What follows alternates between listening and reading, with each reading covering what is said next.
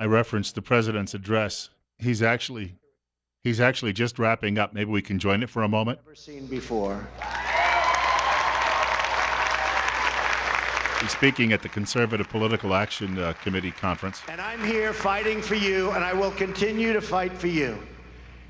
The victory and the win was something that really was dedicated to a country and people that believe in freedom, security, and the rule of law. Our victory was a victory and a win for conservative values. And our victory was a win for everyone who believes it's time to stand up for America, to stand up for the American worker, and to stand up for the American flag. Yeah, there we should stand up. Come. There we should stand up.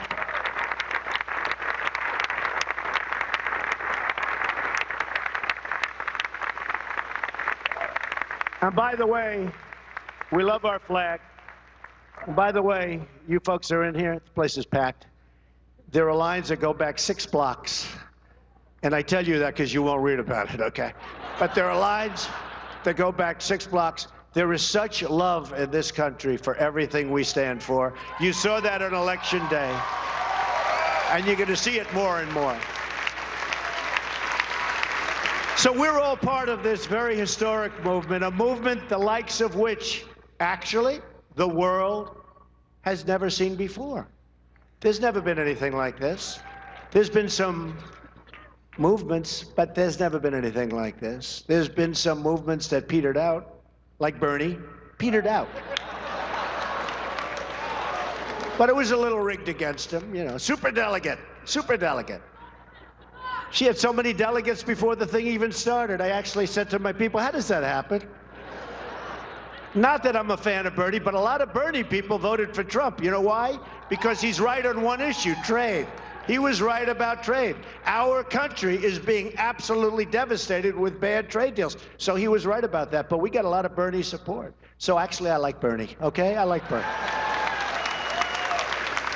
But I'm here today to tell you what this movement means for the future of the Republican Party and for the future of America.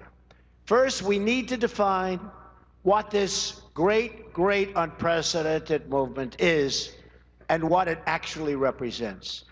The core conviction of our movement is that we are a nation that put and will put its own citizens first.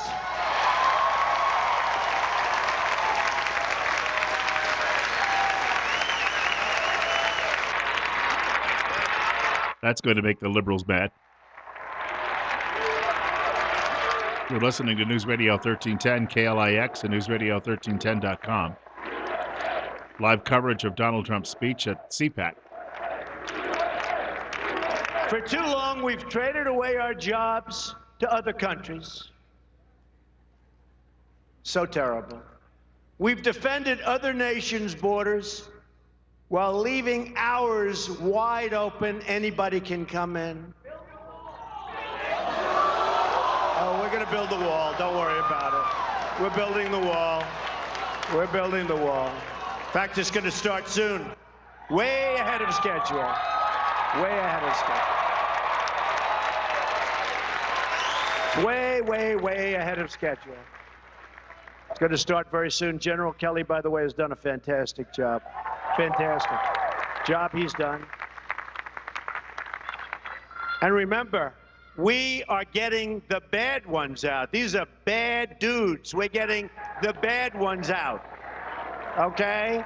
We're getting the bad. If you watch these people, it's like, oh, gee, that's so sad. We're getting bad people out of this country. People that shouldn't be, whether it's drugs or murder or other things. We're getting bad ones out. Those are the ones that go first, and I said it from day one. Basically, all I've done is keep my promise.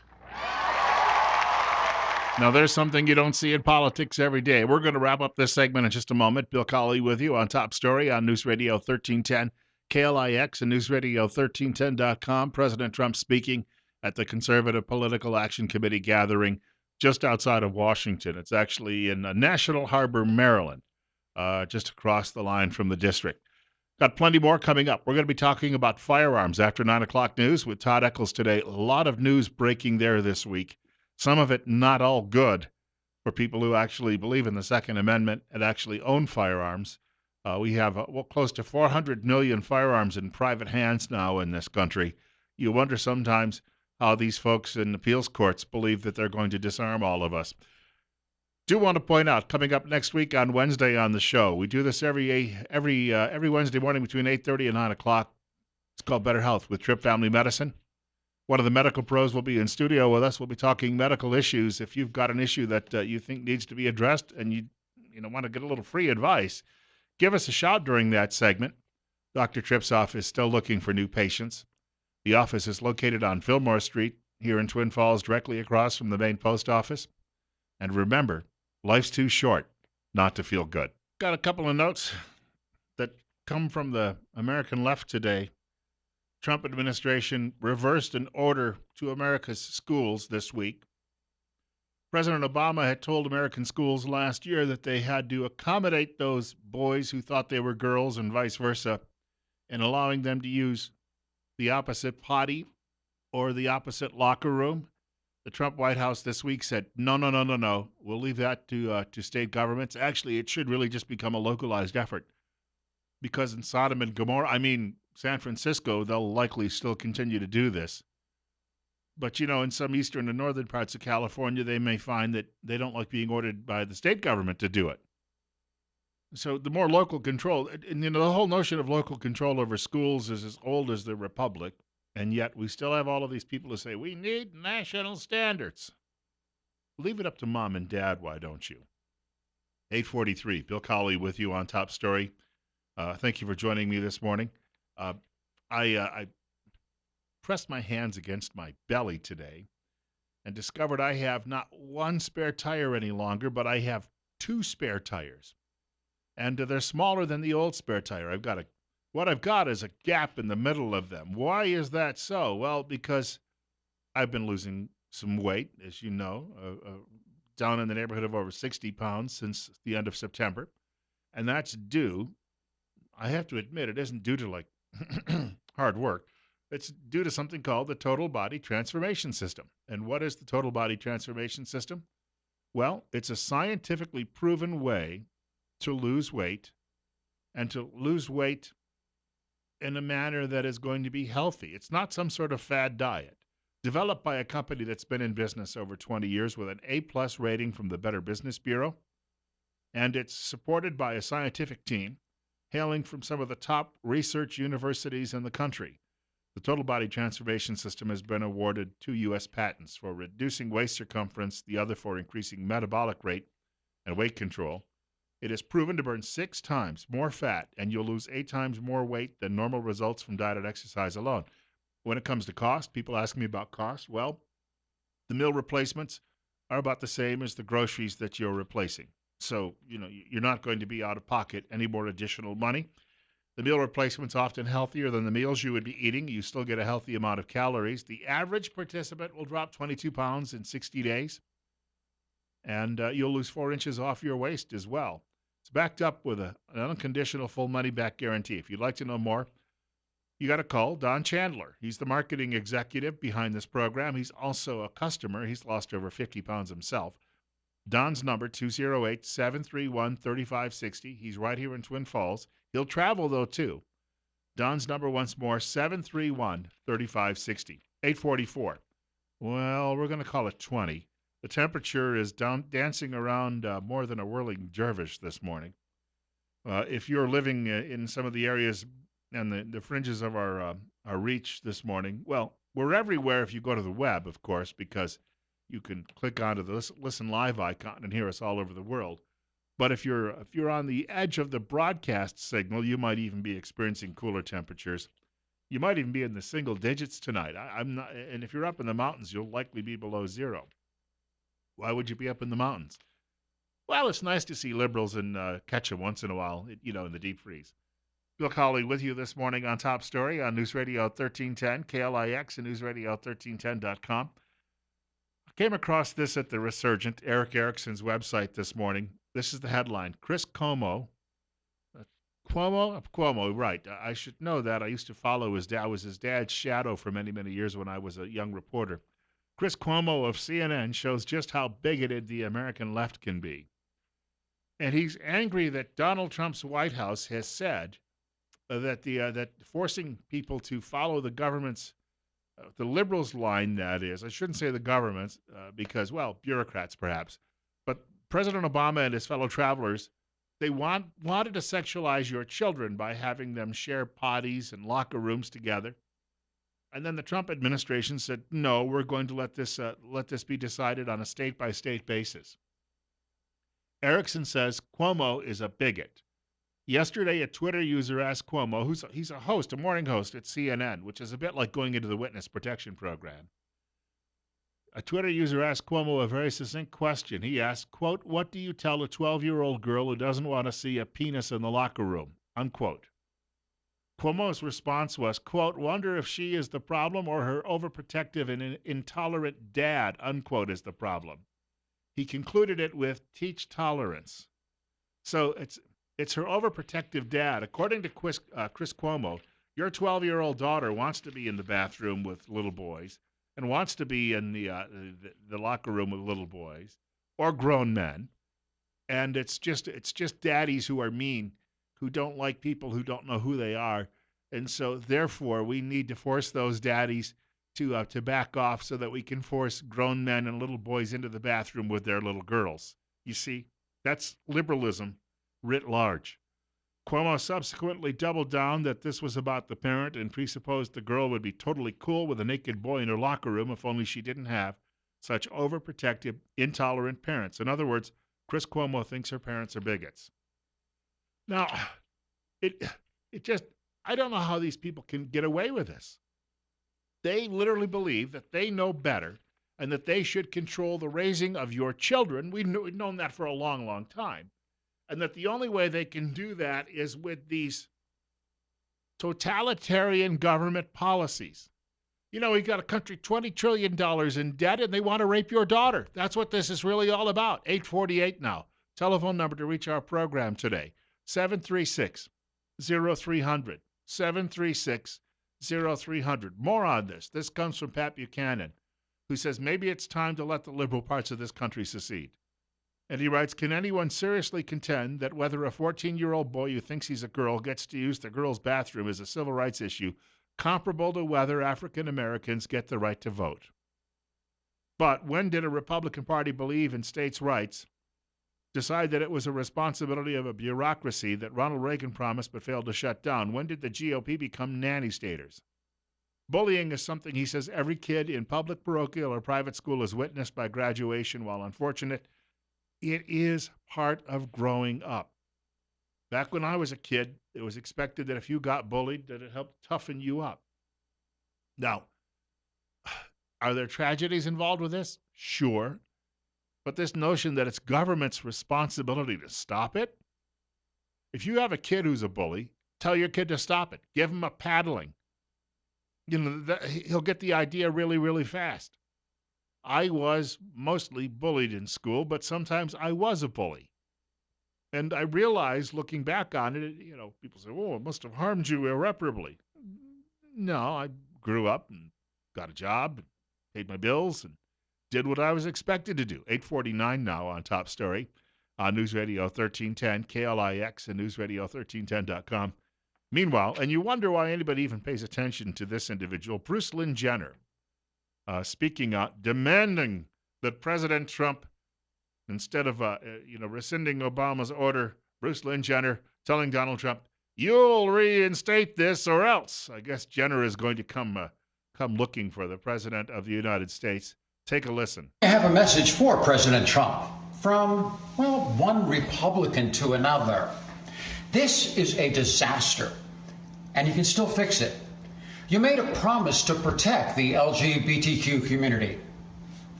Call me. Why, he's going to ask you for a date? Is that the goal? Is it just me, or does Bruce Lynn Jenner still sound mannish? Am I missing something here? Again, 736-0300. Why is this fellow even relevant? I've grown my hair out long. I put on a padded bra. I am now a woman, and I feel so much more comfortable. Ha, ha, ha, ha. Nancy Pelosi also chiming in. Now, I give Nancy Pelosi a little bit of slack here. She represents a district in San Francisco. So in order for Nancy Pelosi to continually win re-election, she has to appease the sodomites and all of their other associated mental illnesses. Because if she came out and said, look, I was raised a Roman Catholic and we don't believe in any of this silliness, therefore I am going to join the Republican Party and bring an end to it, she wouldn't have a job now, would she? I think, though, she's losing her grip as she's talking about the potty bill. She's meeting with some of her constituents, in fact, yesterday. Speaking for myself and not tainting them with any enthusiasms I may have about this subject.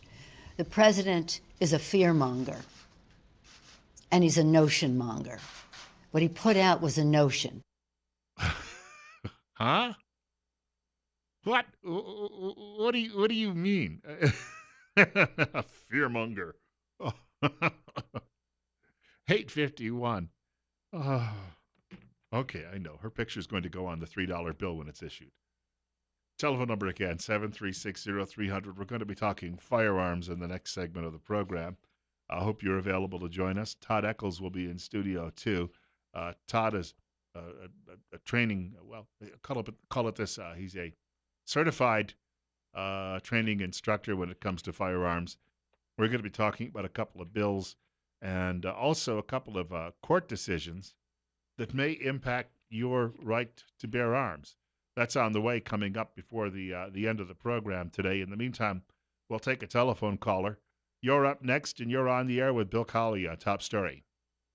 Bill, I was hoping you would discuss a little bit about the danger of a constitutional convention, which our legislature is actually considering. You know, you got to get your own show, and then you could do it every day. No, I mean, it's important to stop this con. I don't need my own show. I just need it discussed. Well, I'll see what I can do about that. There was a meeting at 8 o'clock this morning, a hearing going on in Boise. I believe today's is in the Senate. I believe there was one in the legislature yesterday, and there's a fellow by the name, I think it's Jason Smith, who had a lengthy column yesterday. I saw it in the Press Tribune out of Nampa. And Jason Smith was saying something to the effect of that it's a good idea. He says it will not become a runaway convention, which is what people fear. Conservatives and even some liberals fear that it would become a runaway convention and that they would rewrite the entire U.S. Constitution before they were done. And he says there's nothing to fear here. So I sent his column to the state director for the John Birch Society, and I said, what do you think of this? Because the John Birch Society has been completely opposed to this notion of a constitutional convention. There are legal opinions out there that say it could become a runaway convention, and therefore we could lose our God-given constitutional rights if we allowed these people to do this. And other people say, no, it would never happen. But as long as we don't have a consensus on that, I favor, and I think most people of right mind would say, if we don't know for sure, then let's not do it. The other way you can actually have a convention that draws up a new amendment without going through the states convening it, is to have Congress propose it and then allow the states. And this is the idea, at least from the people who want it, seems to be a good one when they say we need a constitutional amendment for a federal balanced budget. And if they could just stay to that one issue and we had a guarantee, but see, again, we don't have a consensus from the legal minds on this. So we don't have a consensus. That's the problem. And if we had every legal mind that I knew said, yes, we wouldn't have a problem with this, I'd go along with it. And then I found out that this guy Smith, who wrote this column in favor of it, he comes from something called Wolf PAC. That's PAC, though, in capitals. It's an acronym, PAC. Wolf Political Action Committee. What is that? Well, Wolf PAC he's not a conservative at all. Wolf PAC is funded by George Soros. That was what was explained to me by the state director for the John Birch Society. That one will leave you scratching your heads, won't it? In other words, it's their end around. They call it subterfuge. And they're trying to convince people that this would be a good thing for that balanced budget amendment. But really, it's an attempt by Soros to get his claws into the convention and then shred that Constitution with his talons. 8:55, Bill Colley with you on Top Story on News Radio 1310, KLIX, and newsradio1310.com. We're at 19, and as I mentioned, in the next hour, we're going to be talking with Todd Eccles from Patriot Defense about some issues involved with firearms. That's on the way, and of course, your telephone calls and questions are welcome during that segment. A couple of quick notes. I was going to mention environmentalists before we wrapped up the program today. A couple of quick environmental notes. Police are still trying to remove the demonstrators from the Dakota Access Pipeline encampment where they've been encamped for a number of months in the cold weather. And you're going to get a kick out of a couple of these stories, but it's also very, very sad. This comes from the leading political blog in the state of North Dakota.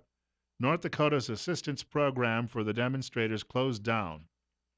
The writer says earlier this week, the state of North Dakota was operating an assistance program for the protesters willing to leave the area peacefully. Those participating received a bus ticket, a hotel room, and supplies, but the program didn't last long. What happened? Cecily Fong, who's the spokeswoman for the North Dakota Department of Emergency Services, has confirmed that the state's transition center, as it was being called, has been shut down after protesters vandalized the hotel rooms. We need to do what's best for the planet, but for these large hotel chains, corporate hotel chains, we're going to destroy them. Thank you for the free room. Now let me destroy it. And then the same writer goes on to say this. There were 10 arrests yesterday. Protesters also apparently set 20 fires, injuring 2 of their own who were taken to Bismarck by ambulance for medical care. One was a 17-year-old boy, the other a 17-year-old girl. So they're burning the miners who are on the site of the actual demonstration to show, of course, that they're out for the best, because we need to protect the planet for our children, unless we smoke them. Get it?